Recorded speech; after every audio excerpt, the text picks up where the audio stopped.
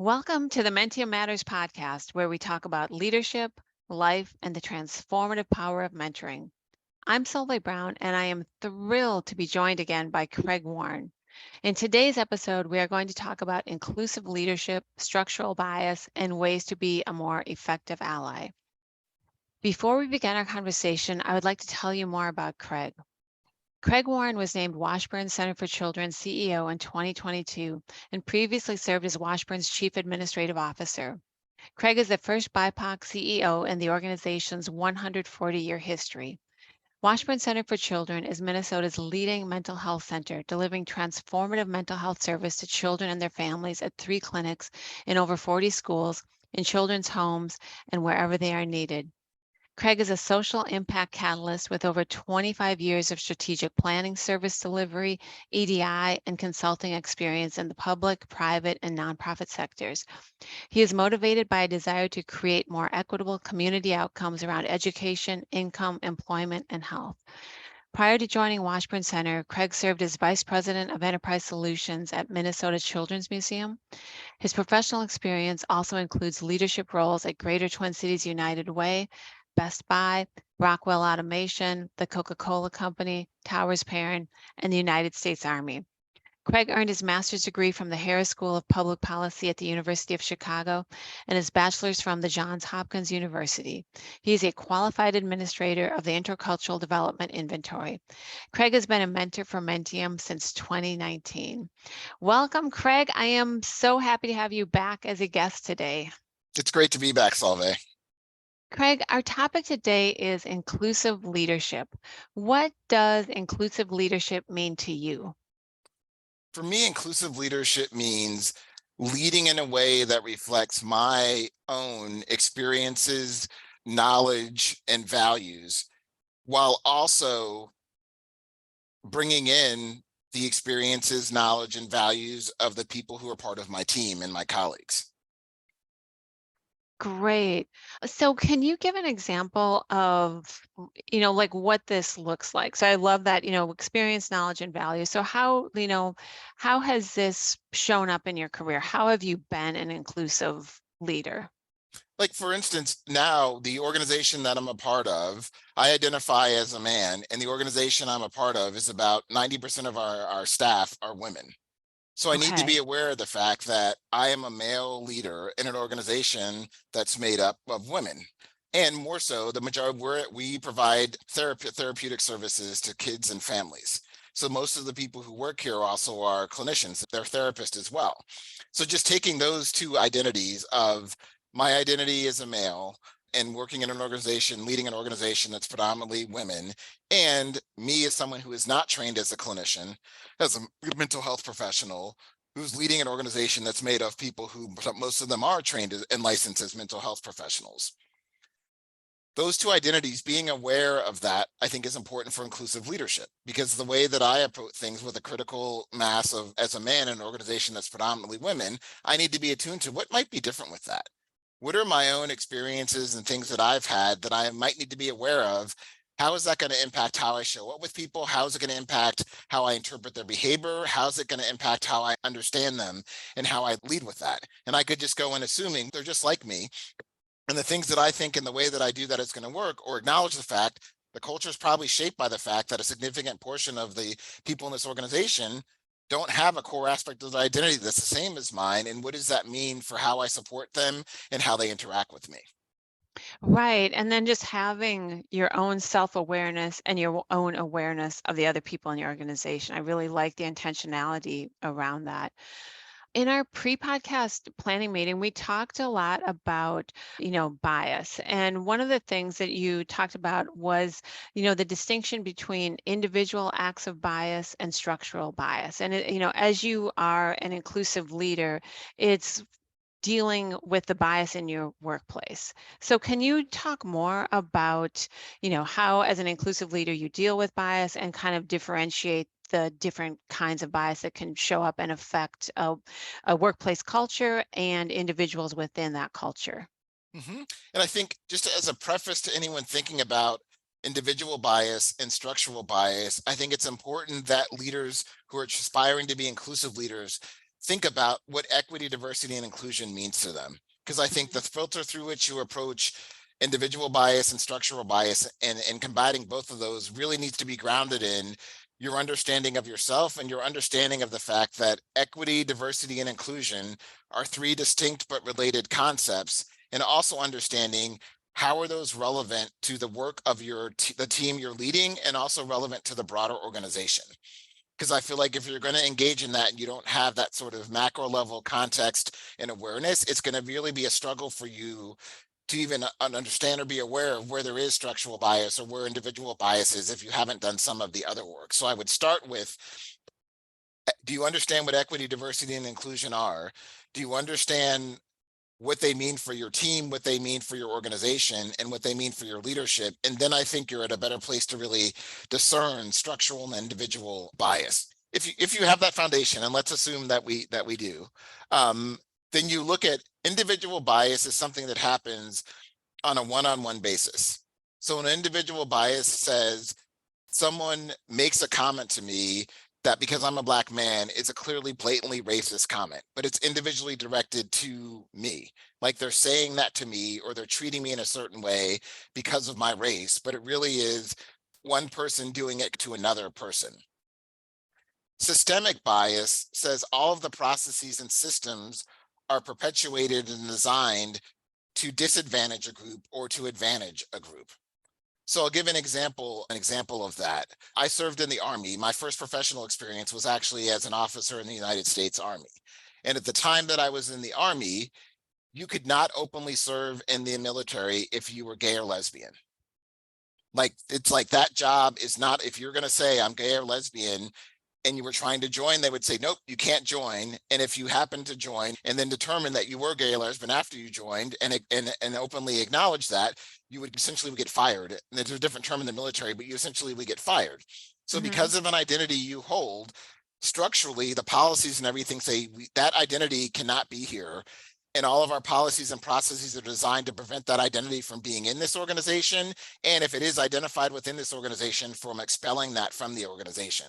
That is independent whether an individual who was serving was gay or lesbian or was homophobic or not homophobic. The individual actions didn't really matter, because structurally it said if you had that identity, the organization structurally was going to expel you. It didn't matter what individuals did with whatever they had.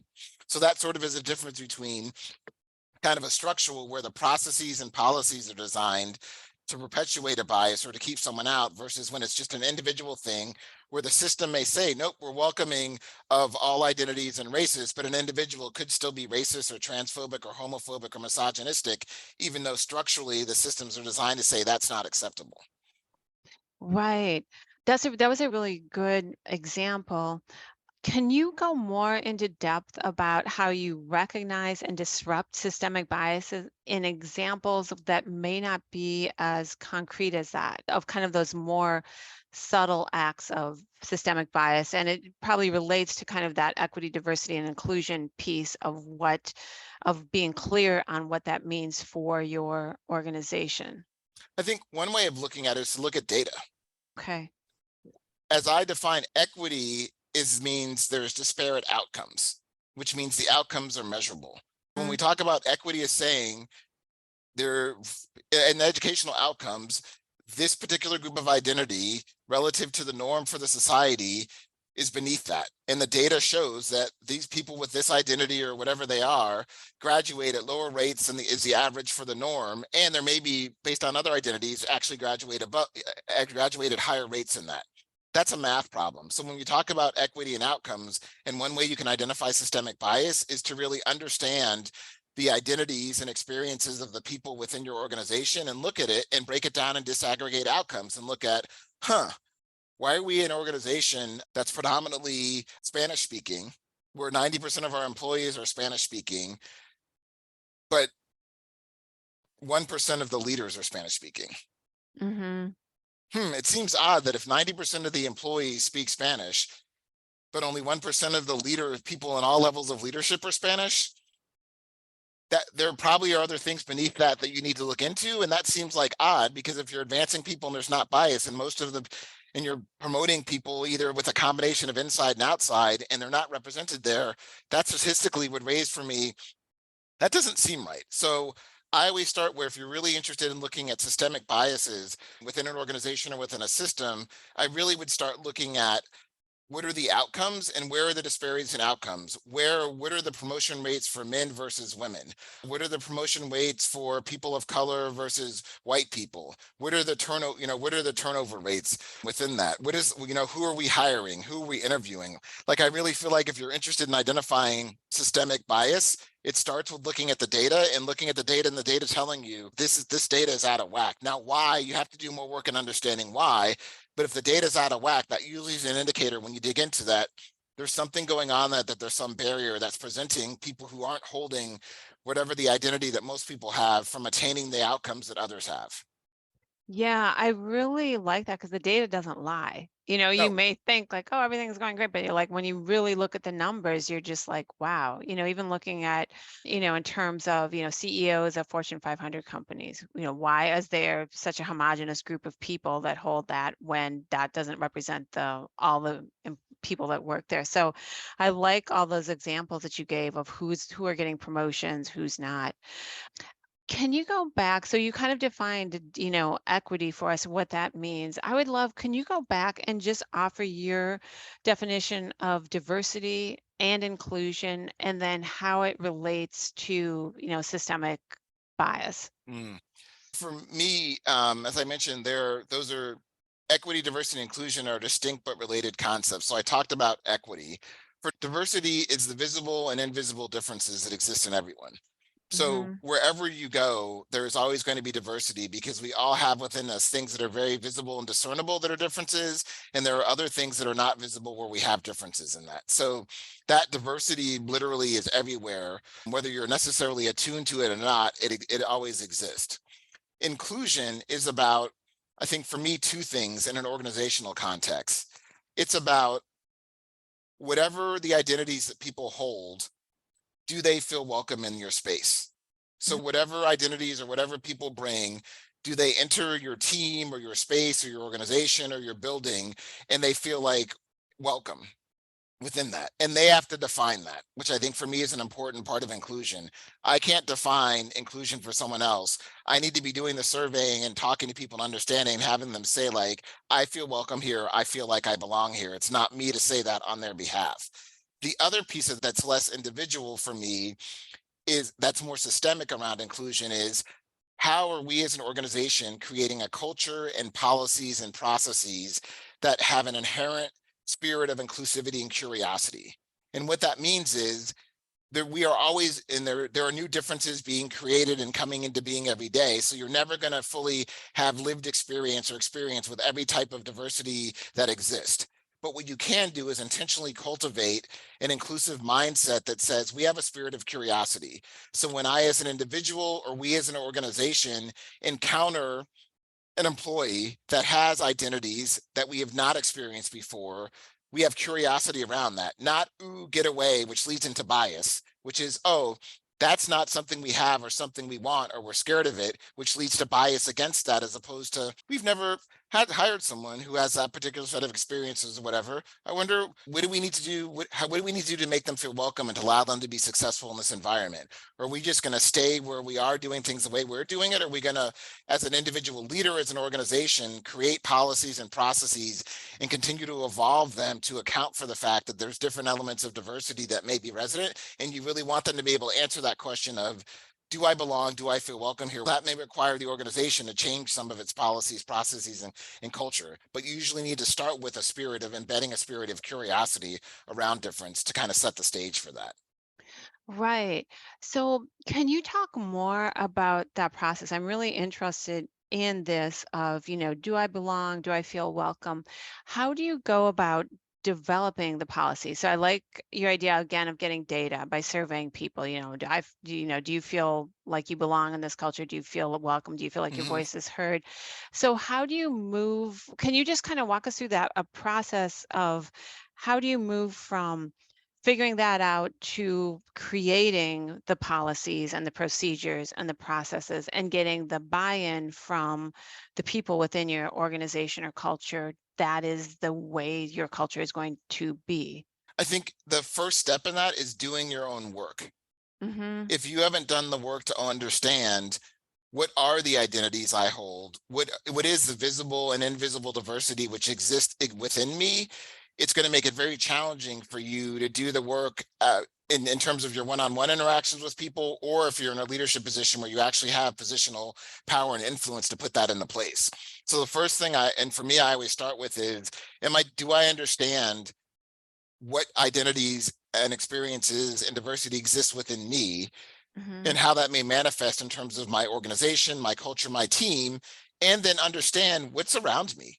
What exists within the organization around me, and what context or experience I have with that, and what does that mean for how I show up with that, and my comfort or discomfort or appreciation for that. Because I think once you have that, then you're at a place of being open and curious to, this may be a stretch for me, this may not be comfortable, this is very comfortable for me, I don't really know anything about that, I need to do more or learn more. And I think that sets the stage for you to listen. Because I think when you're doing this work at a systemic level, I mean, a fundamental guiding principle for me is the platinum rule. A lot of people talk about the golden rule, treat people the way that you want to be treated, but that's not inclusive, because for me, people will probably not like me in pretty significant ways. So treating them the way that I want to be treated, if they're like me, will work. If they're not like me, probably won't work. And most people probably are not really totally like me. So that probably isn't really going to work in an environment where I'm working with people that aren't exactly like me. But the platinum rule is treat people the way that they want to be treated.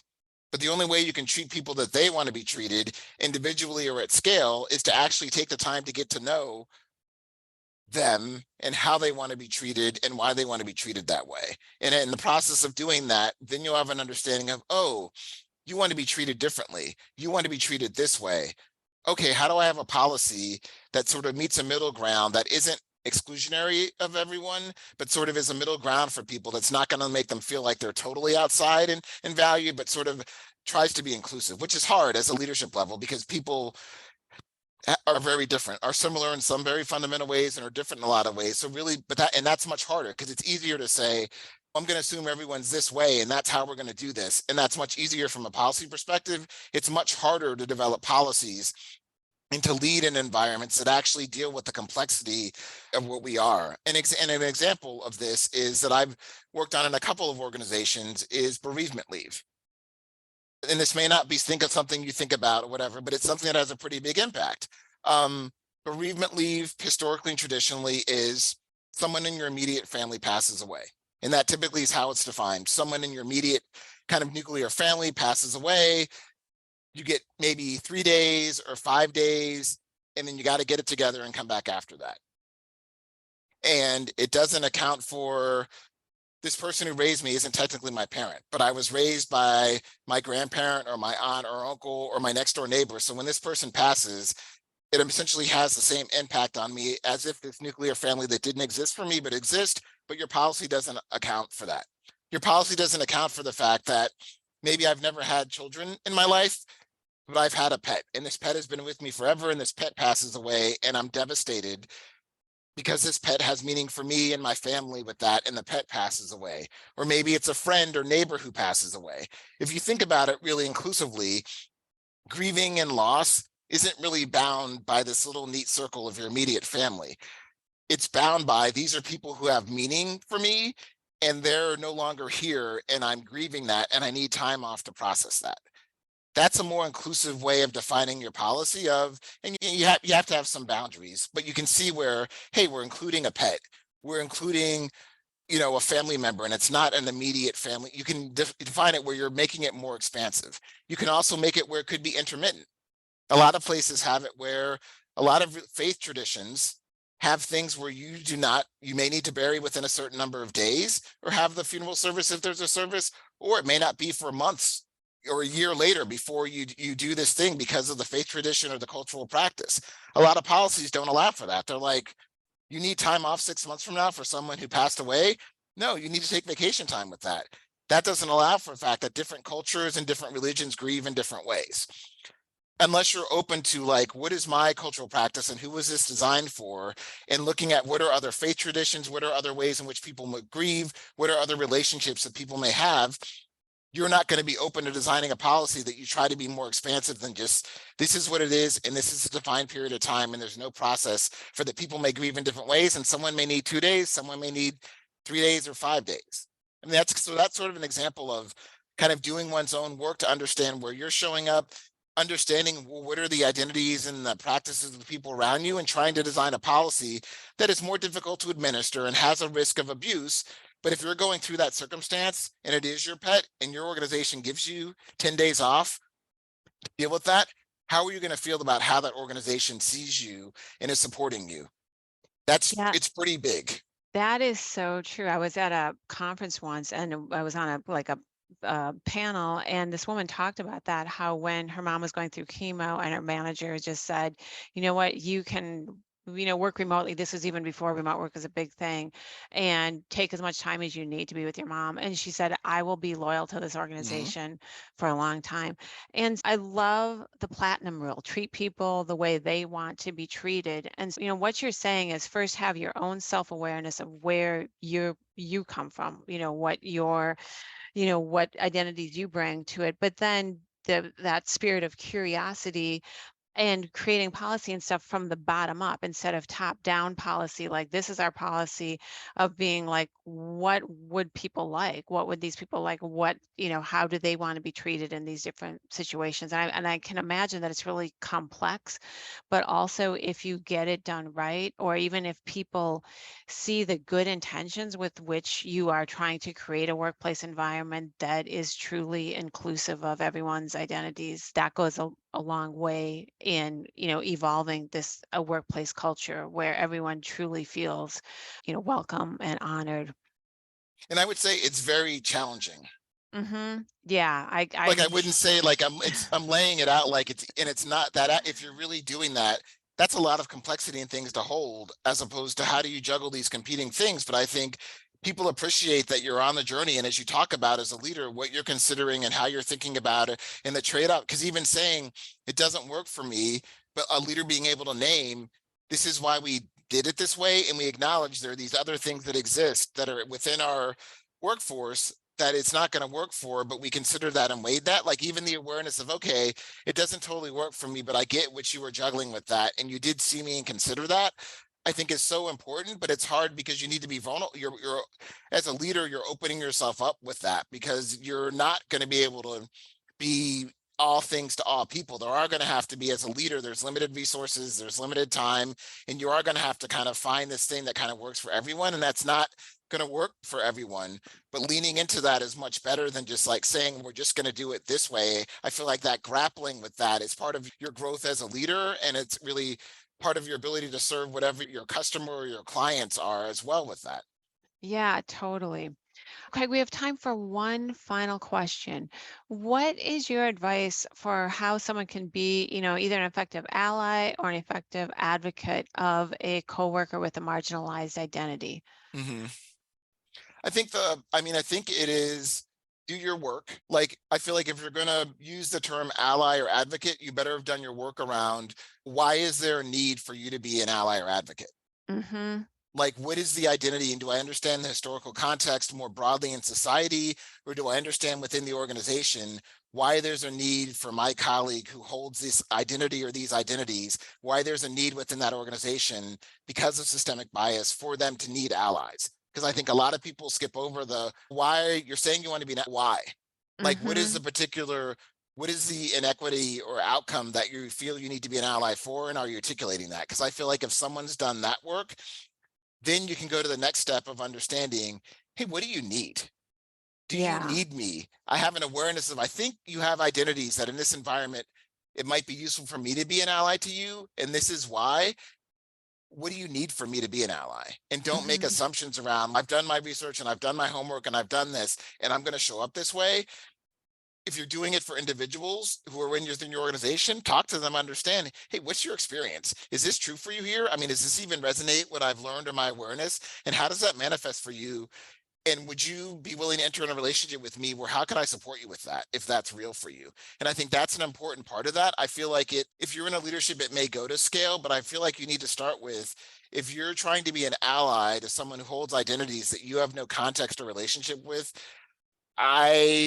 would hesitate. I feel it needs to start with I feel like I'm an ally to this community, to this individual, because I have some personal connection or relationship or understanding of to enter that on an individual level and at a collective level. But if that's not there, I'd I'd be leery of saying you're an ally. Yeah, right. And I like that the thread of this entire conversation starts with do your own work.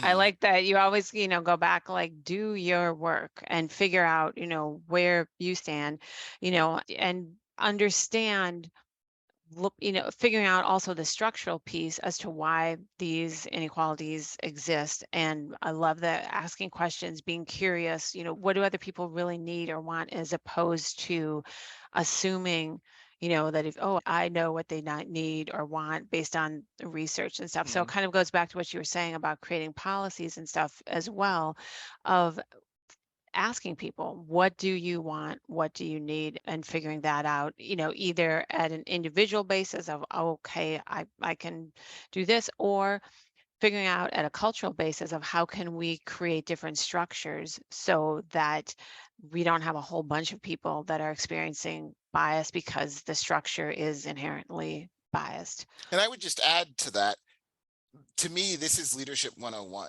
At a practical level, anyone who's in a leadership role is leading people who in some ways are similar to them and in some ways are not. And depending on your team, there could be a continuum of that. So this act of doing the work and understanding that and engaging really is most effective for leading any team in terms of understanding the team and how can the team fit together.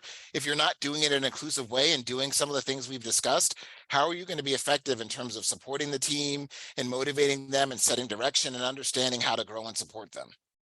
Yeah, that is really a great wrap up. I mean, I think that is just so true. And that's, if you don't already have this, you should be figuring this out. I Mhm. love that. It's leadership 101. Craig, thank you so much for sharing your expertise with us today. I really appreciate this discussion on inclusive leadership and what that means to be an inclusive leader.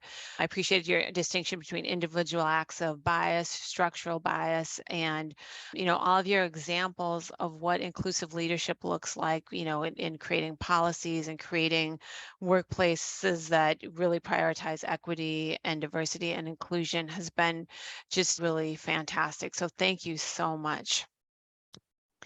Thank you so much for listening to this episode of the Mentium Matters podcast. If you like this episode, please share it with friends and colleagues. We have many great episodes lined up, so we look forward to having you join us again next time.